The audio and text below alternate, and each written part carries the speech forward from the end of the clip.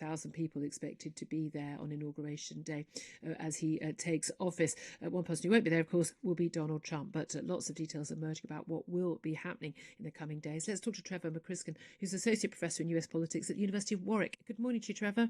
Morning, Julia. Lovely to talk to you. Let's talk first of all about what's going to be happening in the first 100 days of Joe Biden's presidency, because details are emerging of a raft of executive orders that he plans to take as soon as he takes office. These are basically sort of overriding an awful lot of the big measures announced by Donald Trump. What's he planning to do? So actually not within just the first 100 days, but the first 24 hours, we're told that he's going to issue a number of these executive orders, and it will point in very different directions than Donald Trump took. He's going to focus on COVID-19, of course, the battle over COVID-19 in the US. He's going to be mandating the wearing of masks on federal property, and if you're traveling between states, you'll need to be wearing a mask as well. He's also going to end the travel ban on Muslim countries that Trump put in place, and rejoin the Paris climate change agreement. So there's a number of things that Donald Trump did himself with executive orders very often that this administration is going to try and overturn very quickly. And is that the norm, that when presidents come in, they issue a whole load of executive orders? Or has there been more reliance on this sort of, I mean, to all intents and purposes, government by decree from the Oval Office rather than going through the process with Congress as well?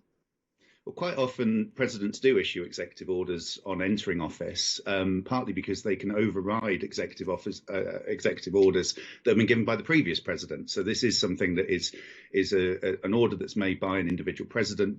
It does stand beyond that presidency, but it's easily overridden. And obviously, it's a lot quicker to do so than it is to go through the legislative process in the US Congress.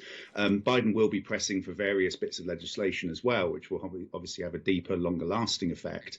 But this is a way to overturn what previous presidents have done. It's usually the approach taken by most presidents when they come into office. Of course, whether some of those executive orders then get carried out and implemented in the way that the president wants is sometimes open to question. For example, in the first couple of days of Obama's administration, he ordered the closure of Guantanamo Bay. But of course, we know that went on for several years afterwards, and I believe there are still prisoners. Yeah, absolutely. So, and of course, we've got a Democratic president who does have control of the House of Representatives, majority there, and through given a 50-50 split in the Senate with Kamala Harris, the vice president, having the deciding vote, does have just about control of the Senate, a lot of House. However, crucially, really not much control over the Supreme Court, supposedly independent body, but actually very much politically skewed. But a 6-3 majority there in terms of Conservatives on that Supreme Court.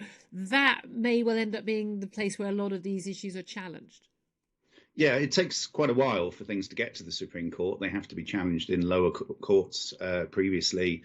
But I expect, yes, during his time in office, there will be things that will get passed by the Democrat-controlled Congress that may end up being challenged through the courts and end up in the Supreme Court. The same for executive orders. I mean, Trump had some of his executive orders overturned by court decisions around the United States federal courts ruling on them, and then ultimately the Supreme Court. So it may be that Biden will have a slightly easier way of things in the Congress than he might have done if the Senate had been retained by the Republicans. But that's still a very slim majority. And of course, one of the biggest issues is what's going to happen to this trial of impeachment that Donald Trump will be facing during the first few weeks of the Biden presidency, whether it will be possible for the Democrats to convince enough Republicans to vote with them to convict the president, the former president, of that impeachment charge.